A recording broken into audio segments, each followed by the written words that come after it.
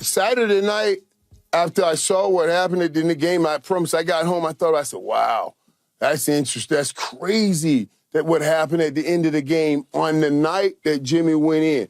Because remember, when I was there, Skip, somebody, I don't know if it was you or Sherman or Key, asked me, did we win that night that we got inducted? Yeah, we were Key playing the did. Washington Commanders. Yep. Right, Key did. And we were up the whole game. The whole game like 14-0 and then a 13-0. We missed extra point or something. And late in the game, I think they hit Santana Moss for the touchdown. We lost that game. And I was having that feeling. I was like, oh, my God, this is happening again. This is happening again. You know, I thought that was happening that night. But when they won that game, at the end of that game, when they won that game, that took me back to Jimmy. I said, oh, maybe this thing is really over now.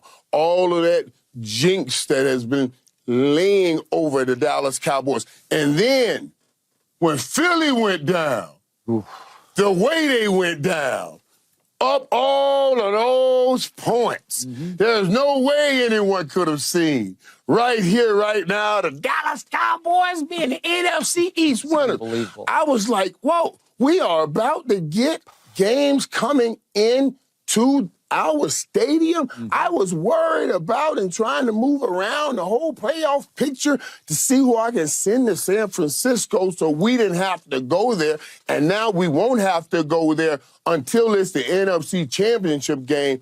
Oh, man.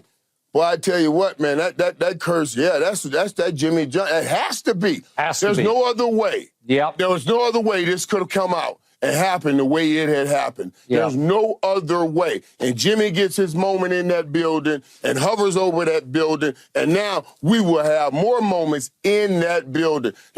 I'm saying yes, this is the curse being lifted. And I hope they see that this is the curse being lifted and start grabbing a hold to what's rightfully theirs. Richard, you buying? Well, I don't know. I don't know. This is not something that I ever thought about, so I can't say that I'm buying or selling. You know, I thought it was a special moment. I thought that was one of the more cool things, just the history of the NFL and all that. So the energy, the how about them Cowboys was the icing on the cake, the cherry on top. But again, that team did not respond in the way that I thought. You know, the referees responded in a way, you know, to change the outcome. But I didn't think that the team necessarily said, hey, and what I want to do, because we haven't yet, is give Dak Prescott a ton of credit and CD Lamb. He had, 374 in the game. We talked about the offense not playing well, but 374 is as good as it gets. I think CD Lamb had 230. Yeah. So I guess those guys responded in a big way. Then you got the Micah Parsons offsides. The defense had 2 turnovers. You know, there were moments for both teams in that game, but I don't know. We'll see January 15th through February 14th or whenever the Super Bowl is. But Sherman, if they put up the regular 40 points that they've been putting up and they blow that game out, then there's no indication that we can have any verification that the curse had been lifted. So this way, as odd as it is, as crazy as it is, it has to be this way just so you can sit and say there's no other way or there's no other explanation for the things that happen in the way that they have happened except the curse has been lifted. That's all. That's what I'm saying. You know what I mean? No way Philly loses that game against Arizona. No way. No way that happens. No way that happens. I didn't see that happen to Skip. 6. No kind of way. Right. Okay. Not up to Michael, 6. We got to take the first step first. We have not played well on the road, though we've had our moments on the road, but not lately. But we still have to go to our arch rival, as bad as they've been, despite the fact we are 13.5-point favorites at Washington this Sunday, 4:25 Eastern on Fox. We still have to deal with a team that has bedeviled us for years. You experienced it in your time, Michael. You know and I know they will be spoiling to spoil our season because they can knock us right back on our golden tails if we can't figure out a way to beat them the way San Francisco figured out a way to beat them. It was close for a little while, then they pulled away.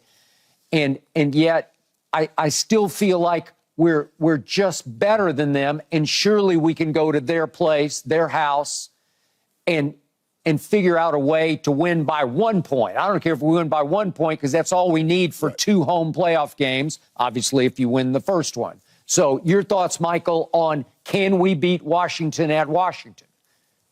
Yes, and to this, let me move it to Washington and along the same lines of what we're talking about, the curse of Jimmy being lifted. You know, we had some struggles in Washington. Remember, absolutely. Skip, that was the famous.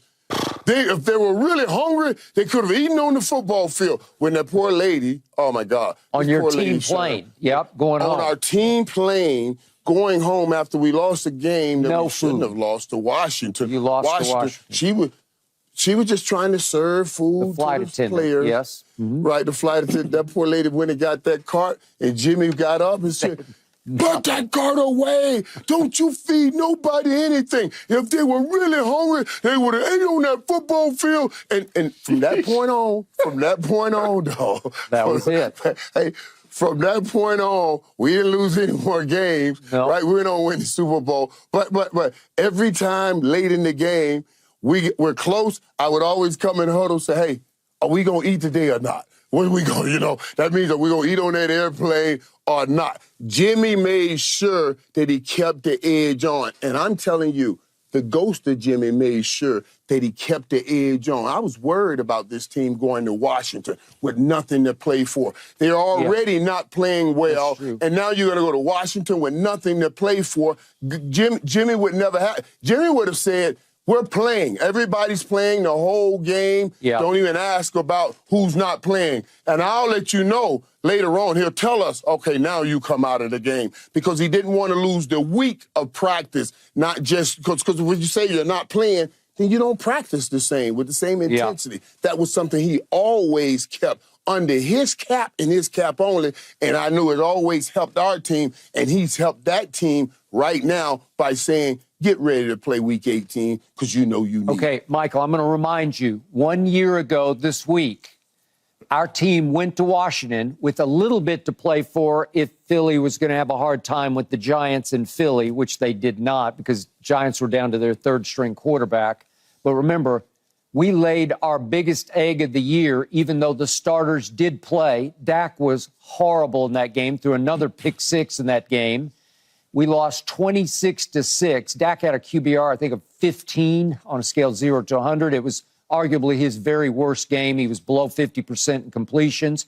And their young quarterback, who we'll have to see again, just tore us up, as did their run game, as did everything else. We didn't show up, but you can argue nobody really believed that Philly was going to lose to the Giants, and there was nothing else to play for. But they got to right the wrong of 1 year ago on this field, right? Right. And that's what I mean, Skip. Like the pressure wasn't on. And Dallas doesn't play well, certainly when the pressure's not on and you got a week off. So I'd imagine they had a horrible practice that week and it showed up on the football field because they practiced like, well, this game really doesn't matter. But this game really does matter. To have that number 2 seed right now, I mean, there's no tinkering about it. There's no messing with it. If they thought, and I thought leaving the game Saturday night, okay, they're not going to have anything to play for next week. If they thought that, you know what I mean? Now you can't even possibly think that. You have to be full go. Yeah. So, Richard, back to you. And go ahead. That's one of the things that I'm a little bit concerned with for this team is that you got to play. You know, I would almost, I know you prefer to play at home and you guys are a lot better at home, so I'll give you that. The 2 seed used to mean more because you would be getting rest next week and getting a bye, but the things have changed. But it's the age of this offensive line and how banged up they are. You know, Tyler Smith went out the other day. Tyron Smith has been banged up throughout the season. So resting this week would have been beneficial for those guys heading into this playoff run, heading into the tournament, and giving those guys a chance to say, hey, give these bodies as much juice as you can get them left. You know what I mean? Get your massages, get your hyperbaric chambers, get everything you can get, and get ready to make this run. But instead, you got to grind through this last game and then grind straight through the playoffs which is a tough task for anybody to ask. I mean, there have been teams that have done it. The Rams did it. The Tampa Bay Buccaneers did it as wild card teams and went, the gauntlet of the 4 games and went to the Super Bowl and found a way to win. But it's a tough road. It's a very tough road. Okay, but Richard, you have been doing your divisional and done dance for the Dallas Cowboys all year long on this show. Are you starting to worry that we could get past the divisional round if we get 2 home games? Because we would not have to see San Francisco in this scenario until the NFC Championship game, obviously at San Francisco. Yeah. The thing that is concerning me, Skip, is that you might not make it to the divisional. That's the only thing that's got me holding my breath. I'm like, come on, you got to win this first one for me. Win this one for the Gipper. Yeah. So that I can, you know what I mean? Because then otherwise I got to go talk to Wayne and we got to do wild card and out or one and done or, you know what I mean? I don't feel like changing the lyrics. Yep. Okay. So I need them to get to the divisional so that I can do my little dance. Yep. They're going to get to the divisional because they're going to go to Washington and win this game by 1 point if that's what it requires, because I think the Jimmy curse has been broken. But, Richard, I will give you this, and I will give Michael this, and I think he concurs.